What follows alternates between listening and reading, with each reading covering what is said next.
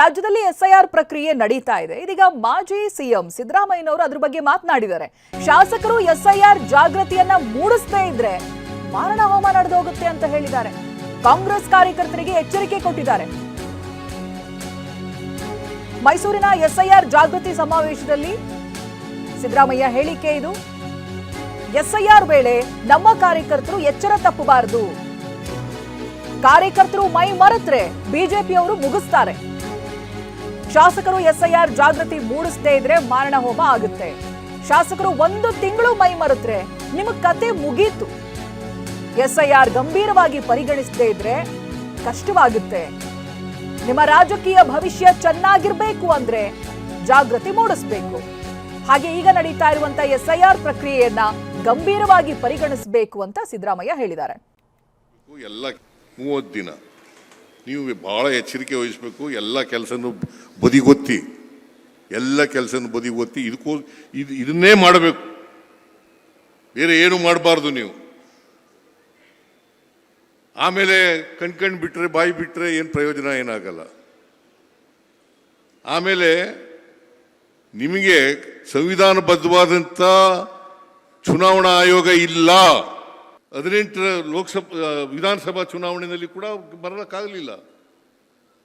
Operation ಕಮಲದ ಮೂಲಕ ಮಾಡಿದ್ರು. ಆಪರೇಷನ್ ಕಮಲ ಹುಟ್ಟಾಕಿದ್ದೆ ಯಡಿಯೂರಪ್ಪ,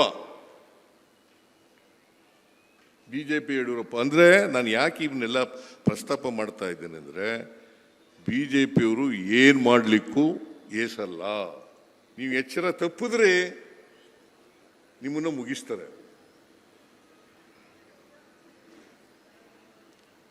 ಅದಕ್ಕೋಸ್ಕರ ಎಲ್ಲ ಶಾಸಕರು,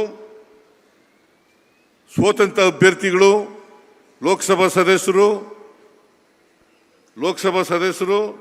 ಸ್ವತಃ ಲೋಕಸಭಾ ಅಭ್ಯರ್ಥಿಗಳು ಇದನ್ನು ಅರ್ಥ ಮಾಡ್ಕೋಬೇಕಾಗುತ್ತೆ. ಬಿಜೆಪಿಯವರ ಕುತಂತ್ರ ಇದೆಯಲ್ಲ, ಮೋದಿಯವರ ಕುತಂತ್ರ ಇದೆಯಲ್ಲ, ಅದು ಎಲ್ಲ ಜನರಿಗೆ ಬಯಲಾಗಿರ್ತಕ್ಕಂಥ ಕೆಲಸವನ್ನು ಮಾಡಬೇಕು. ಇಲ್ಲೇ ಹೋದರೆ ಈ ದೇಶ ಸರ್ವಾಧಿಕಾರಿ ಕೊಟ್ಟೋಗ್ತದೆ. ನೀವು ಮತ್ತೆ ಗುಲಾಮರಾಗ್ತಕ್ಕಂಥ ಪರಿಸ್ಥಿತಿ ನಿರ್ಮಾಣ ಆಗುತ್ತೆ. ಅದಕ್ಕೋಸ್ಕರ ನೀವು 1 ತಿಂಗಳು ಎಲ್ಲೂ ಹೋಗದೇನೆ ಎಚ್ಚರ ವಹಿಸ್ಬೇಕು. ಮಾಡ್ತೀರಿ ಅಲ್ವಾ? ಶಾಸಕರು ಕೈ ಎತ್ತರಿ, ಶಾಸಕರು ನೋಡೋಣ. ಸೋತ ಅಭ್ಯರ್ಥಿಗಳು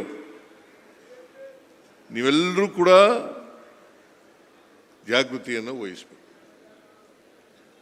ನೀವು ಜಾಗೃತಿ ವಹಿಸದೆ ಹೋದರೆ ನಿಮ್ಮ ಮಾರಣ ಹೋಮ ಆಗ್ತದೆ ಅಂತಕ್ಕಂಥದ್ದನ್ನು ಅರ್ಥ ಮಾಡ್ಕೋಬೇಕು. ನಿಮ್ಮ ಮಾರಣ ಹೋಮ ಆಗುತ್ತದೆ. ನಮ್ದೇನೋ ರಾಜಕೀಯ ಮುಗೀತು. ಆದರೆ ನೀವು ಮುಂದೆ ಚುನಾವಣೆ ನಿಲ್ತಕ್ಕಂಥವ್ರು, ಇನ್ನೂ ಬಹಳ ವರ್ಷ ಚುನಾವಣೆ ಕಣದಲ್ಲಿ ಇರ್ತಕ್ಕಂಥವ್ರು, ನೀವು ಎಚ್ಚರ ವಹಿಸದೆ ಹೋದರೆ ಭಾರಿ ಕಷ್ಟ ಆಗ್ತದೆ. ಇನ್ನು ಮಾತು ಮುಂದುವರೆಸಿರುವಂತಹ ಸಿದ್ದರಾಮಯ್ಯನವರು ಶೂದ್ರರು ಯಾರು ಬಿಜೆಪಿ ಜೊತೆಗೆ ಹೋಗಬಾರದು ಅಂತ ಹೇಳಿದ್ದಾರೆ. ಬಿಜೆಪಿ ಶೂದ್ರರ ವಿರೋಧಿಗಳು. ಶೂದ್ರರು ಬಿಜೆಪಿ ಜೊತೆಗೆ ಹೋಗೋದನ್ನ ನಿಲ್ಲಿಸಬೇಕು. ಬಿಜೆಪಿಯವರಿಗೆ ಸರ್ವಾಧಿಕಾರದಲ್ಲಿ ನಂಬಿಕೆ ಇದೆ. ದೇಶದಲ್ಲಿ ಸರ್ವಾಧಿಕಾರ ತರೋದೇ ಅವರ ಉದ್ದೇಶ. ಸರ್ವಾಧಿಕಾರಿಗಳು ಬಂದ್ರೆ ನೀವು ಗುಲಾಮರಾಗ್ತೀರಿ. ಎಸ್ಐಆರ್ ಜಾಗೃತಿ ಸಮಾವೇಶದಲ್ಲಿ ಸಿಎಂ ಸಿದ್ದರಾಮಯ್ಯ ಮಾತನಾಡಿದ್ದಾರೆ. ಮಾಜಿ ಸಿಎಂ ಅವರು ಹಿಂಬಾಗಲಿನಿಂದೇ ಬಂದಿರೋರು. ಯಾಕೆ ಅಂತಂದ್ರೆ ಅವರಿಗೆ ಪ್ರಜಾಪ್ರಭುತ್ವದಲ್ಲಿ ನಂಬಿಕೆ ಇಲ್ಲ, ಸಂವಿಧಾನದಲ್ಲಿ ನಂಬಿಕೆ ಇಲ್ಲ. ಬಾಬಾ ಸಾಹೇಬ್ ಅಂಬೇಡ್ಕರ್ ಅವರು ನಮಗೆ ಕೊಟ್ಟಿರ್ತಕ್ಕಂಥ ಸಂವಿಧಾನ ಇದೆಯಲ್ಲ, ಈ ಸಂವಿಧಾನದಲ್ಲಿ ನಂಬಿಕೆ ಇಲ್ಲ. ಪ್ರಜಾಪ್ರಭುತ್ವ ವಿರೋಧಿಗಳು ಯಾರು ಇದ್ರೆ, ಸಂವಿಧಾನದ ವಿರೋಧಿಗಳು ಯಾರು ಇದ್ರೆ ಅವರು ಭಾರತೀಯ ಜನತಾ ಪಕ್ಷದವರು ಅಂತ ತಿಳ್ಕೋಬೇಕಾಗುತ್ತೆ. ಭಾರತೀಯ ಜನತಾ ಪಕ್ಷದವರು ಅಂತ ತಿಳ್ಕೋಬೇಕಾಗತ್ತೆ. ಯಾಕಂದ್ರೆ ಅವ್ರಿಗೆ ನಂಬಿಕೆ ಇರ್ತಕ್ಕಂಥದ್ದು, ಅವ್ರಿಗೆ ಸರ್ವಾಧಿಕಾರದಲ್ಲಿ ನಂಬಿಕೆ ಇಟ್ಕೊಂಡಿರ್ತಕ್ಕಂಥವ್ರು. ಸರ್ವಾಧಿಕಾರ ಬೇಕು ಅವರಿಗೆ ದೇಶದಲ್ಲಿ. ಅದಕ್ಕೋಸ್ಕರನೇ ಅವರು ಪ್ರತಿಪಾದನೆ ಮಾಡ್ತಾ ಇರ್ತಕ್ಕಂಥದ್ದು 1 ನೇಷನ್ ಒನ್ ಎಲೆಕ್ಷನ್ ಅಂತ ಪ್ರತಿಪಾದನೆ ಮಾಡ್ತಾರೆ. ಒನ್ ಎಲೆಕ್ಷನ್ ಒನ್ ನೇಷನ್ ಅಂತ ಪ್ರತಿಪಾದನೆ ಮಾಡ್ತಾರೆ. ಈಗ ಹಿಂದುತ್ವ ಹೇಳ್ತಾರೆ. ಹಿಂದೂಗಳಲ್ಲಿ ಇವತ್ತು ಶೋಷಣೆ ಮಾಡಿದವರು ಯಾರು? ಯಾರಿಗೆ ಶೋಷಣೆ ಮಾಡಿದ್ದಾರೆ? ಇವತ್ತು ಜಾತೀಯತೆ ಹುಟ್ಟಾಕ್ದವ್ರು ಯಾರು? ವರ್ಣಾಶ್ರಮ ಹುಟ್ಟಾಕ್ದವ್ರು ಯಾರು? ಶೋಷಣೆ ಮಾಡಿರೋರು ಯಾರು?